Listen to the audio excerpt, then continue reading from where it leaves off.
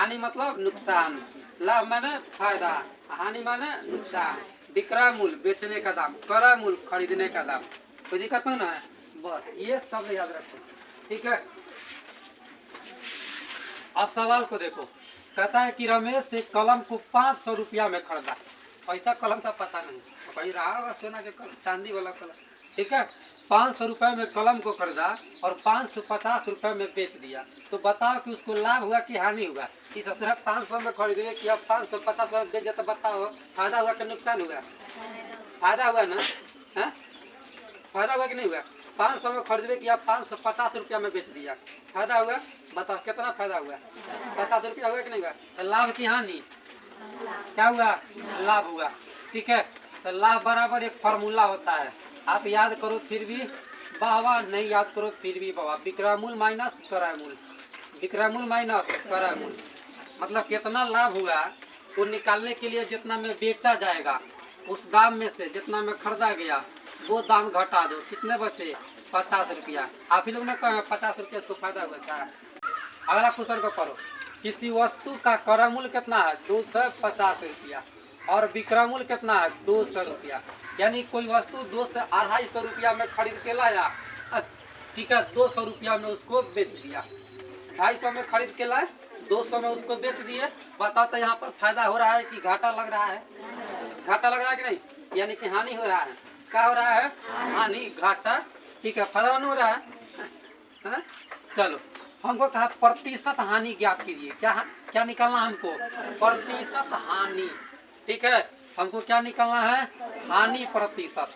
क्या निकालना है, हानि प्रतिशत। अभी तो लोगों को बताएं एक फॉर्मूला हानि प्रतिशत बराबर, क्या कहते, हानि गुने 100, अब बटा क्या करना है, क्रय मूल्य।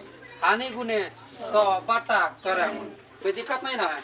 अब आगे आप लोग बताइए, 250 रुपया में खरीद करके लाया, 200 में बेच दिया, तो उसको कितना घाटा लगा, 50 रुपया घाटा लगा। यानी कि हानि कितना हुआ, 50 रुपया गुने 100। अच्छा, बटा क्रय मूल्य कितना में खरीद के लाया था, 250 रुपया में, 0 से 0 कट, 25 दूना 50।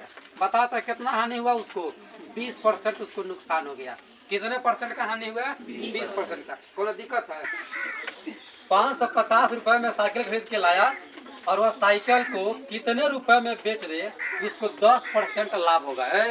समझो, यहाँ हम कभी कहा क्वेश्चन में हमने कहा कि एक व्यक्ति 550 रुपए की साइकिल खरीद के लाया, ठीक है। अब वो कितना में बेचेगा कि उसको 10% लाभ होना चाहिए। कितना लाभ होना चाहिए, 10%। बेचे कितना में, मतलब हमको क्या निकालना है, विक्रय मूल्य।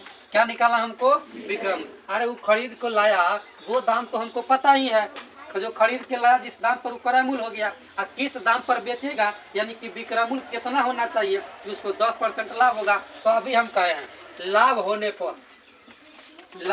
पर विक्रय मूल्य बराबर फार्मूला क्या होता है, क्रय मूल्य क्या होता है, क्रय मूल्य गुने 100 प्लस लाभ प्रतिशत है, 100 प्लस लाभ प्रतिशत। अब बटा कितना होता है, 100।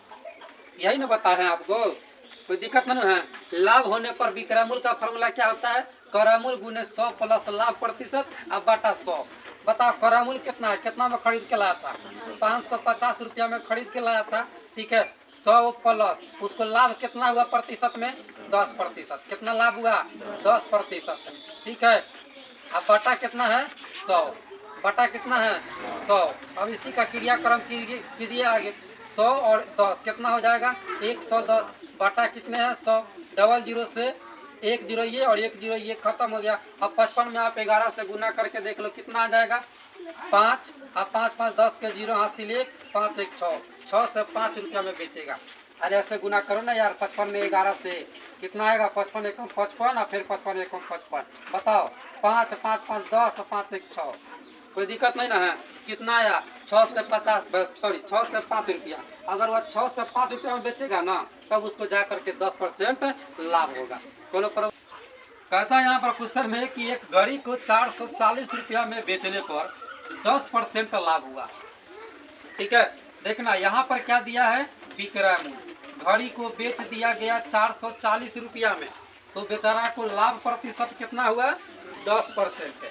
तो घड़ी का क्रय मूल्य बताओ, घड़ी का क्रय मूल्य कितना होगा। अभी बताए हैं लाभ होने पर, अगर लाभ हो रहा है तो करामूल बराबर क्या फार्मूला होता है? अगर लाभ हो रहा है तो करामूल बराबर क्या फार्मूला होता है? हमको क्या निकालना है? घड़ी कितना में खरीदा गया, घड़ी कितना में खरीदा गया। तो क्या फार्मूला बताए हैं? विक्रयमूल गुने क्या होता है? हाँ, विक्रयमूल गुने 100 बटा 100 प्लस लाभ प्रतिशत है। कोई दिक्कत नहीं ना है? क्या हो जाएगा? करामूल बराबर विक्रयमूल गुने 100 बटा 100 प्लस लाभ प्रतिशत। ठीक है। अब यहाँ पर आप देखो, एक जाने दो।